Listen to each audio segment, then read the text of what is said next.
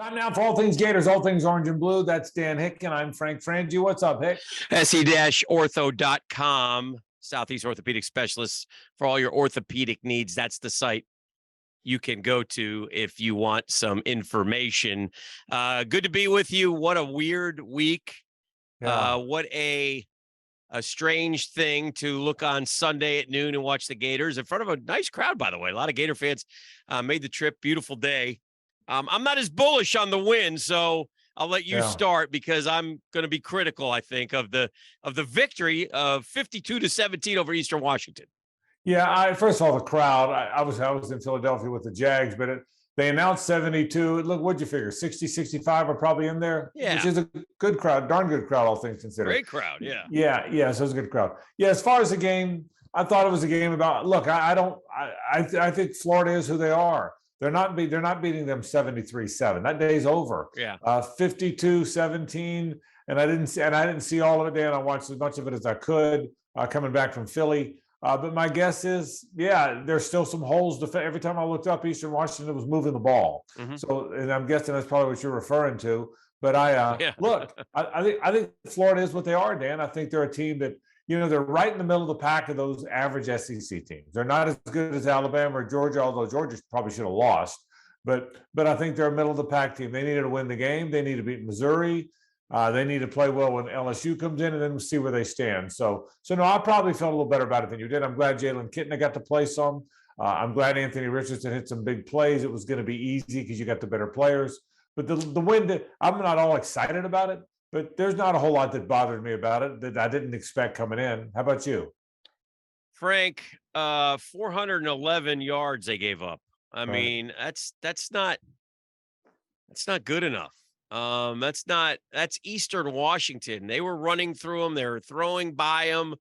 The kid, Gunnar Tarkington, was 10 of his first 11. Right. I was disappointed in the defense. I need more, and I don't think I'm going to get more. And therefore, Frank, every game left now on the schedule will be a dogfight. Well, you hit it. You're not going to get more. Dan, that's who they are. That's who they are. They are a 7-win team. I hope so. Right. But you want to guarantee me that right now, Frank? I can't guarantee it. But I think 7-win teams are going to give up 400 yards to bad teams. That's just so. I guess I'm to the point. I see it a little differently.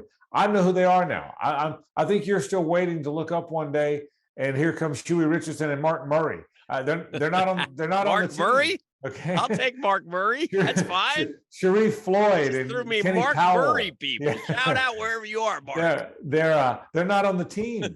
Tim Paulk is not on the team. Paulk. I'm just they're not. There's no Brandon Spikes is not on the team, nor is Brandon Seiler on the team. That's just not who they are. And I've resigned myself to the fact, Dan, that that's not who they are. And they're an average team until they get better players on the defensive side of the ball. I like that they're playing the young guys. Mm-hmm. Play Kamari Wilson. If he messes up, Jaden Hill, who hadn't played in a while. If he messes up, he messes up. If Justin Boone messes up, play them all. Because you're not going anywhere this year. You're trying to get to an 8-win bowl. Yeah. They are what they are defensively. I think, again, am I right about that? I think you're still holding out hope that the light's going to go on and they're going to look like some improvement. I'd like some improvement, Frank. Can I ask for improvement? You can ask, but I think you are what you are. Can't get improvement?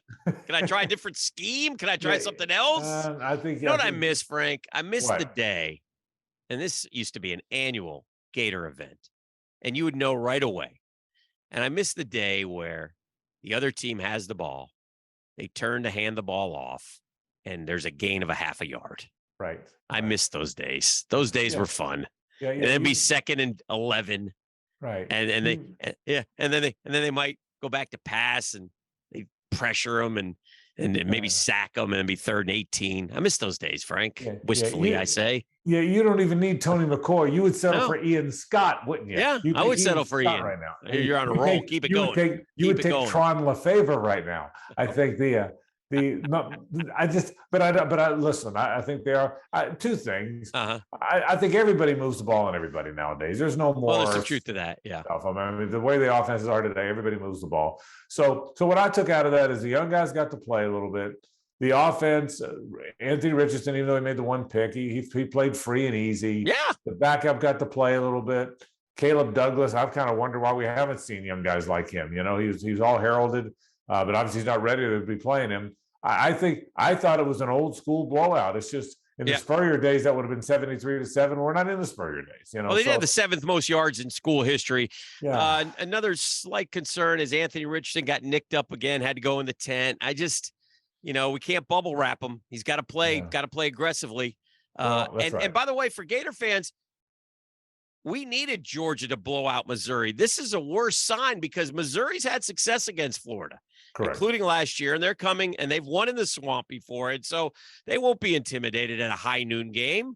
Florida's got to be ready to go or they're going to walk out of there with an L. I said the same thing. The one thing I took out of the weekend more than what Florida did is that I had this one written down as a W. Yeah. And now I've got it written down as I hope it's a W. But I mean, Richard, listen, we know the key, Dan. Richardson's got to play free and easy. We can break down everything else we want, all we want.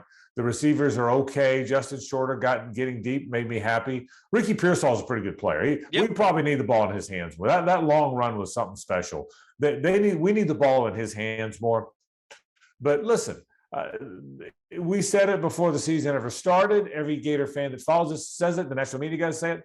They're an average roster that's a 7-win team unless Anthony Richardson elevates them beyond that. We said that in August, Dan. That's who they are. Yeah. And until if he can go crazy, I tell you what, I love the fact that they went deep on the first play. I love the fact that he ran 50 yards on the second series. That's they can't be conventional. Quarterback in the pocket, check down, 8-yard pass, 10-yard pass, 12-yard pass, draw play, quarterback not running. They're not beating anybody. We saw that. They tried that against USF and Kentucky and damn near lost both games, okay? And then finally Tennessee had opened back up. For them to win any game, it cannot be conventional. He's got to run around like crazy and run for a bunch of yards and throw on the run and have some broken plays and throw deep. And that's the only chance they've got is to play like that. They were in the Tennessee game because he played like that. And part of that's because Tennessee wasn't very good defensively, but they're not winning a conventional game. And I think we figured that out by now. A shout out to Jalen Kitna, who looked good throwing the football again against. I mean, they were overmatched, so that was pretty clear. But Kitna was good, Frank. Yeah, he was good, and I'll be honest with you, I had heard, just being honest here, that he wasn't very good. Right. So the fact that he went in and was good made me feel pretty good. I don't know if he's better than Jack Miller. I don't know either. But I had heard, look, he angled a walk-on. They were bracketed together on the depth chart. Mm-hmm. And so a 6'1" walk-on. And so I had heard that from people listen, they don't need Anthony Richardson hurt, particularly Miller out, because the other guys just aren't very good. Well, at least he looked pretty good. Mm-hmm. I'll tell you this. Remember when he completed the first pass, a little high to Pierce, somebody completed it. Yeah. The long throw to Douglas. Beautiful throw. That was a dime now. Yeah. And believe it, despite the fact playing Eastern Washington, there wasn't much of a window there. Right. And I thought that was a fantastic throw. He's got a funny throwing motion, kind of heaves it a little bit. Mm-hmm. The ball's not near his ear. He almost kind of launches it like a grenade a little more than throwing it more typical fact. But other than that, I thought he looked good. He's big. He's 6'4". He looks the part. He looked like he knew what he was doing. He was in command of the offense. He threw accurately. So other than a little bit of a kind of a funky throwing motion thing, I thought he looked good, Dan. I was very encouraged by Jalen Kitna. Win. So that's where the Gators are right now at 3-2, and Missouri comes to town again Saturday at high noon. Missouri showed a little bit on Saturday night at home, a game that I kind of felt like Georgia was going to win. Georgia's going to win, and eventually they did win. But they had to earn it. They had to go get it. Man, Missouri battled, made just enough plays on offense, defense. At the end, didn't quite get it done, and Georgia gets out of there with a W, which is all. It doesn't affect what I think about Georgia. I still think they're good, but it did affect the way, like we said earlier, what I think about Missouri. Well, I'll say this. Watching the game, I was like you. The whole time I thought Georgia was going to win. But I thought they were going to win more comfortably than they did. Yeah. I didn't think, if Missouri doesn't get the hands to the face on the one first down throw, I don't know that Georgia wins. I thought that was a gigantic play in the game, the hands to the face play. You knew eventually Georgia was going to wear them down, but would there be enough game left for Georgia to get to where they were wearing them down? And at the end of the game, there was. So, Missouri, look, the Cook kid's a pretty good quarterback. Listen, there's Alabama and Georgia, okay? And I'm telling you, everybody else is lumped in there together. I would say Right. Alabama and Georgia are the two best teams, obviously. Vanderbilt is probably behind everybody else. And then it's to take those three teams out. Of the other 11 teams, I mean, all 11. Can you find an appreciable difference between any of them? I mean, I think LSU might be the fourth best team or the third best team, or it might be A&M who just got beat, or it might be Mississippi State who just beat A&M, or it might be Ole Miss who just beat Kentucky, or it might be Florida who almost beat Tennessee, or it might be, you know what I mean, Dan? I mean, I think if you take Georgia and Alabama off and probably take Vanderbilt off, those other 11 teams, couldn't any of the 11 be team 3 and any of the 11 be team 10? That's a good point. And I heard this, and I'm thinking if this is true. That's why I'm looking real quick. Did I hear correctly, Frank, that the Florida Gators, the mighty fighting Florida Gators of Gainesville, FLA, have lost six SEC football games in a row? Yeah, and 8 of the last 10, I think. I think they've lost 8 of the last 10 in the league, and 6 in a row and 8 of the last 10. When was the last time that happened, Frank? 8 of the 79 when they were 0-10-1, and I was a junior. Pretty much lubed up in about every game, just so you know. Yeah. You're 0-10-1. You didn't have 0-10-1. You're a young Frank, buck. Okay, that was before Danny was rocking in the swamp. Yeah. I had 0-10-1. Okay, you got lubed up before those games. Just so you know, trust me on this. So, it's the worst SEC stretch since they didn't win a game. That's how bad they have not had an SEC stretch like this. Part of that's the parity in the league. Part of it is they haven't been a great football team. And so, but I will tell you again, if things get, I think Tennessee, in my opinion, is the third best team in the league. That's my opinion. The third. And Florida almost beat them. Yeah. So, I think Kentucky might be the fourth or fifth best team in the league, and Florida almost beat them. So it's not, I'm telling you, the gap between whoever you decide is third. Yeah. We all thought it was Texas A&M. Well, it's not them. Okay. Nope. So whoever you thought was third and whoever is 8th or 9th, let's say, is not much of a gap. And so keep playing well. And I think Florida, because Richardson's still a new starter, has as much room as anybody to kind of grow in that gap. And so I think they're going to beat Missouri, by the way. Okay, after all the concern, I think they're going to beat Missouri. You're right. Last week's the Saturday's occurrences, including the way Missouri played Georgia, makes it feel like less of a sure thing. I agree with that. But I think they're going to beat Missouri. I think they're going to, and I'm confident, and they're going to play well against LSU. So we'll see if they win. I feel better about them than you do. It sounds like I'm going to have to coach you. You know, your baseball team's not doing well. Why would you do that? Why would you bring that up? Because I sense it in you. I don't like this. I don't like this. There's a bad vibe. I think you need some positive mojo in your life. Yes. And I'm trying to help you here. I help people is what I do, Dan. Well, I need help. My baseball team has changed me as a man.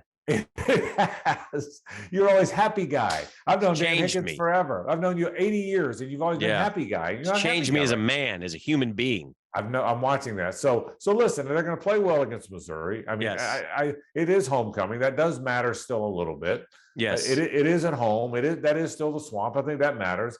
I think, and I agree with you though. It's a second half game. It's not 28-3. I think the problem is, Frankie, it's hard to watch this football team, especially when the offense of the other team is on the field. It's just a tough watch, man, because my God, you can't. How can you not stop these guys? And they just simple runs up the middle for 8, 9, and 10 and 11 yards. It's just mind-boggling how. Again, your front guys on that D line can't be that bad, and you do have Ventrell Miller in the middle, and but I don't think you're going to blink and they're going to be Gerard Warren. I don't think big money.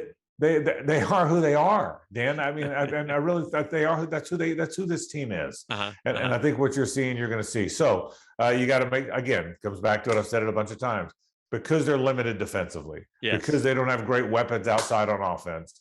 15, how AR plays, how number 15 plays is going to determine whether they win some of these games. Again, let me ask you this. Pretty simple. Yeah. Let me ask you this, negative guy. So let's assume they beat Missouri. Okay. Because I think they're going to do. And for giggles, they do play LSU at home. Can win, steal it. LSU was down 17-0 to a bad Auburn team. You got me 5-2, Frankie? If they're 5-2 at the break, at the break. Yeah. Are you convinced they won't play? I don't think they can beat Georgia, but are you convinced they won't hang around with Georgia like Missouri just did? No, I'm not convinced that I am convinced that they will not hang around with Georgia. Yes. Even though Missouri just did.